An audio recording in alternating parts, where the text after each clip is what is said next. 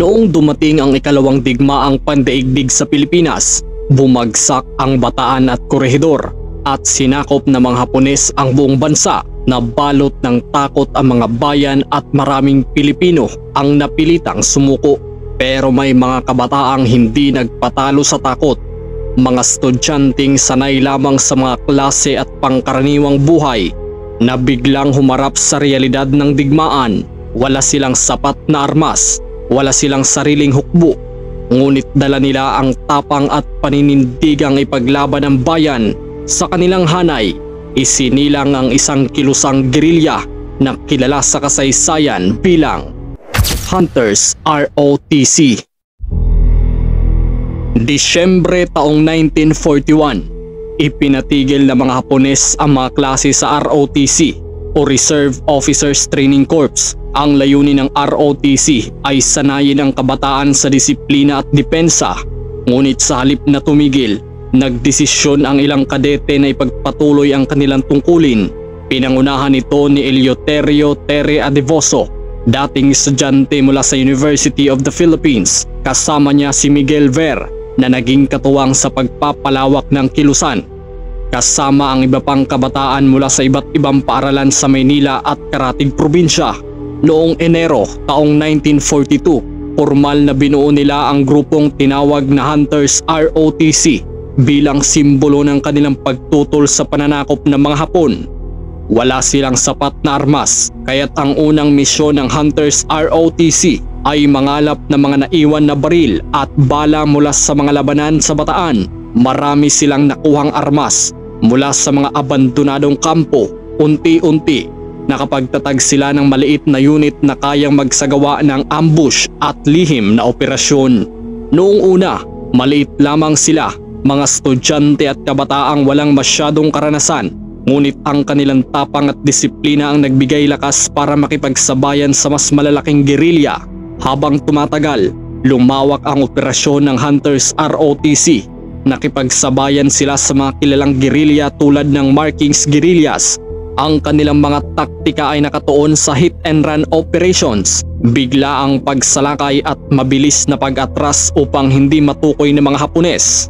Nagbigay din sila ng impormasyon o intelligence sa mga Amerikano. Mahalaga ito, lalo na nang magsimula ang pagplano ng pagbabalik ni General Douglas MacArthur sa Pilipinas. Isa sa kanilang pinakatanyag na operasyon ay ang pag-atake sa Japanese garrison sa Rizal, kung saan nakuha nila ang mga armas at pagkain na naging gamit nila sa mga susunod na labanan.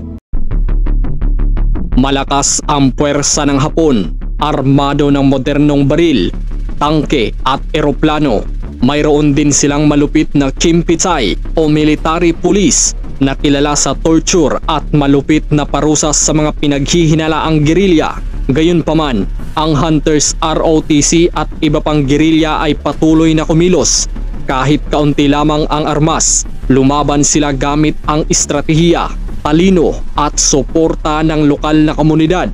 Ang mga sibilyan ang nagbigay sa kanila ng pagkain, kanlungan at impormasyon.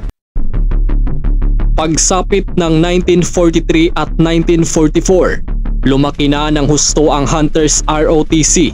Umabot sila sa libu-libong kasapi. Mayroon silang malinaw na istruktura ng pamunuan at mga unit na nakatalaga sa iba't ibang probinsya ng Luzon. Nakipag-ugnayan sila sa mga Amerikano sa pamamagitan ng guerrilla networks gamit ang radyo at lihim na mensahe. Nagbigay sila ng detalye ukol sa galaw ng mga tropang Hapones, mga depensa at mga pasilidad na target ng pambobomba. Oktubre 1944, bumalik si General MacArthur sa Leyte at nagsimula ang malawakang kampanya para palayain ang Pilipinas. Dito naging napakahalaga ang papel ng Hunters ROTC.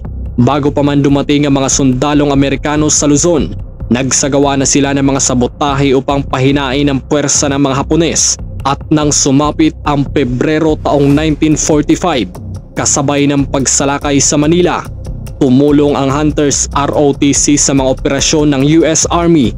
Isa sa kanilang kontribusyon ay ang pagbibigay ng impormasyon ukol sa lokasyon ng mga puwersang Hapones sa Maynila at karatig lugar.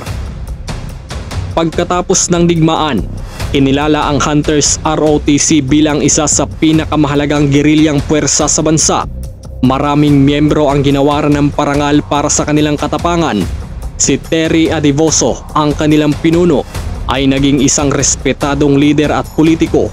Ngunit higit sa lahat, ang kanilang kwento ay simbolo ng kabataang Pilipino na handang magsakripisyo para sa bayan, kahit kulang sa armas, kahit bata pa, at kahit laban sa isang mas makapangyarihang kalaban. Ang Hunters ROTC ay paalala na sa panahon ng digmaan, ang tunay na lakas ay hindi lamang nasusukat sa dami ng armas o sundalo. Ito'y nakasalalay sa tapang, disiplina at pagmamahal sa bayan. Sa kanilang kabayanihan, napatunayan nilang kahit ang mga estudyante at kabataan, kapag nagkaisa at lumaban para sa tama, ay kayang baguhin ang takbo ng kasaysayan. Di mo rin kaya mayang nalalaman, sugat ng puso, buhat ng sumuko. Asahan pa rin, di kita pababayaan.